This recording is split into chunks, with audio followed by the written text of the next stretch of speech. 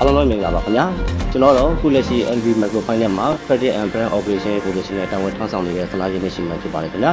ပထမဆုံးကျွန်တော်ရဲ့ပညာရေးရှင်းကိုပြောမယ်ဆိုကျွန်တော် BSc Mathematics နဲ့လွန်ခဲ့တဲ့2015ခုနှစ်မှာဒီတက်ကတော့ကနေစကူရရှိခဲ့ပါတယ်ဆက်လက်ပြီးတော့မှကျွန်တော်ဒီ NV Microfinance မှာတွေ့ကြုံရတဲ့ဝန်ထမ်းဘဝအကြောင်းတွေကိုကျွန်တော်မိတ်ဆက်ပေးချင်ပါတယ်ခင်ဗျာဟုတ်ကဲ့ကျွန်တော်တို့လွန်ခဲ့တဲ့2015ခုနှစ်ကနေစပြီးတော့ကျွန်တော်ဒီ NV Microfinance ပေါင်းဌာနရုံးခွဲမှာရှင်းဖို့အရာရှိနေတဲ့စာတွေတာဝန်ထမ်းဆောင်ခဲ့ပါတယ်အဲဒါမှတစ်ဆင့်2019ခုနှစ်မှာလက်ထောက်ဌာနခွဲမန်နေဂျာဖြစ်သွားလောက်အောင်နောက်ပြီးတော့2021ခုနှစ်မှာဌာနခွဲမန်နေဂျာဖြစ်သွားလောက်အောင်ခုလက်ရှိကတော့ကျွန်တော် NV Microfinance ရုံးချုပ်မှာ Credit and Brand Operation Position နဲ့တာဝန်ထမ်းဆောင်ရရှိပါတယ်ခင်ဗျာလုပ်ငန်းခွင်အတွင်းရရှိခဲ့တဲ့အတွေ့အကြုံဘူးတိပိုင်းနဲ့ပေါင်းစပ်ပြီးတော့မှလုပ်ငန်းခွင်အတွင်းပျော်ရွှင်မှုအပြည့်အဝရရှိခဲ့ပါတယ်